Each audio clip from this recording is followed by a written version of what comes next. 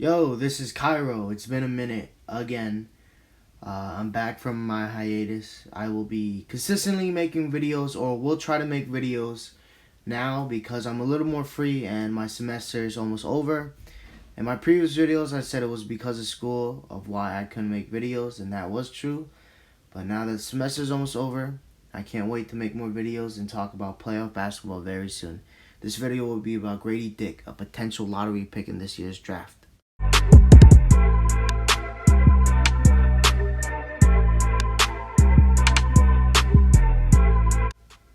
Gradey Dick is my favorite prospect in this year's draft. And yes, I know you could say there's Victor Wembanyama, Scoot Henderson, Brandon Miller, the Thompson twins. There are plenty of good players coming out of this year's draft. But I've been following Gradey Dick since high school because he was an All-American. So I got to see his journey, and I've watched a lot of Kansas games, so I'm giving you my honest thoughts and opinion about Gradey Dick and where I can see him in the future in the NBA. Gradey Dick is a 6'8" small forward weighing about 205 pounds, and he is labeled as one of the best shooters in this year's draft class, if not the best shooter. Gradey Dick was a 5-star recruit coming out of high school from Wichita, and he committed to Kansas. At Kansas, he averaged 14, 5, and 1, and was very efficient from both the 3-point line and the 2-point line. He was 7th in total points scored in the Big 12, and he started all games as a freshman. Gradey Dick was an extremely lethal weapon at Kansas, especially being the number 2 option behind another potential first-round pick, Jalen Wilson, who averaged about 20 to 24 points per game. He was really good over there. But there's a reason why certain players who average a lot of points in college don't get drafted high. I'm not saying players like Jalen Wilson aren't good, but Gradey Dick has a special skill set that a lot of NBA teams need. A wing that can shoot. A wing that has deep, long range. Gradey Dick is one of the best shooters in this class, as I mentioned before.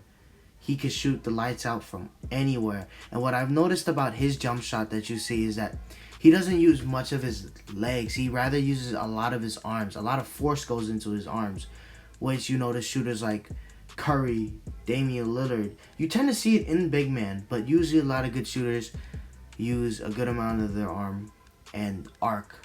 And you can see from these clips that Gradey Dick is an absolute amazing shooter. What also makes him unique is that his frame and his size. Gradey Dick at 6'8", being a little bit smaller, usually a lot of wings. It's very hard to find a lot of 3-and-D wings.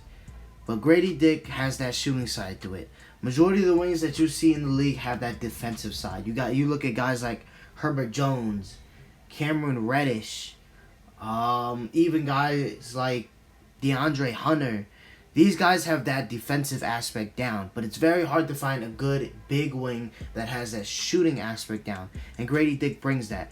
Because of his floor spacing and his size, he can shoot over defenders, so a lot of teams might pick him up early. You know, as of right now, a lot of teams have been projected to go around 13 to 16, but who knows, he might be one of those players that go in the top 10, potentially 6 through 8. You can see it really happening.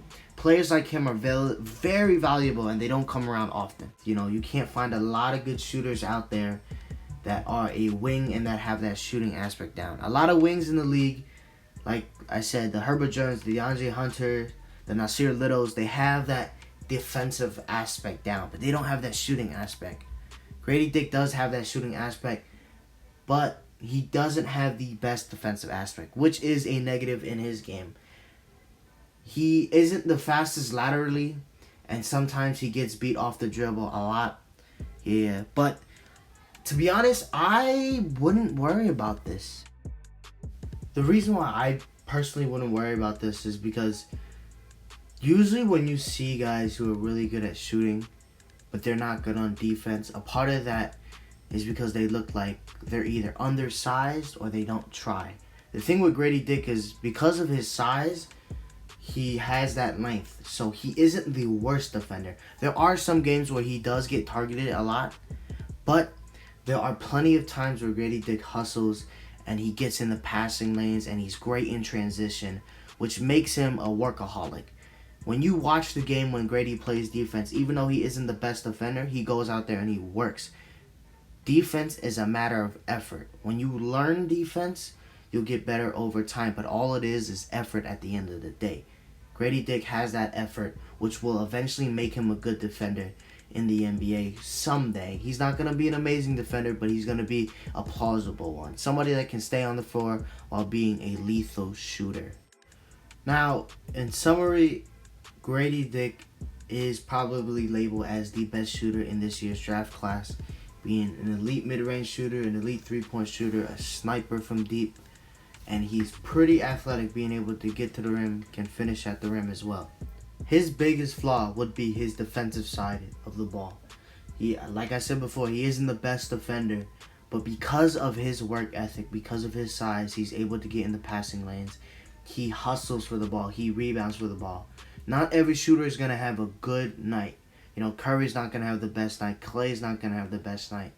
But the reason why they're so valuable is because even when they're not at their best, they can do other things like rebound. They can play defense. They can hustle. You can't teach somebody how to hustle or how to put in any effort. It's just something that somebody does naturally. It's something that somebody wants. And Gradey Dick wants it. So, I wouldn't worry about the defensive side of the ball for him. There are other aspects that I would worry about a little more, like potentially how his left hand is a little bit weaker, or how, because he is a little bit smaller in terms of weight, he might not be able to finish through contact when he's going to the rim, and being able to get off the dribble a little bit faster. If you're going to play off ball, if you're going to run to shoot a three, you got to be able to move a little faster and get open. But overall, if I were to make a comparison for Gradey Dick, he would probably be a mix of Tyler Hero and Cedi Osman to me. I know those two players aren't the best players, but for somebody like the caliber of Gradey Dick, he seems to be a little bit more offensively sound than Cedi Osman, but better defensively than Tyler Hero. He has the shooting awareness, the excellent shooting ability, and the shot creation of Tyler Hero, but he has the size, frame, and he has the IQ, I would say, of Cedi Osman. So that's the comparison I would make for Gradey Dick.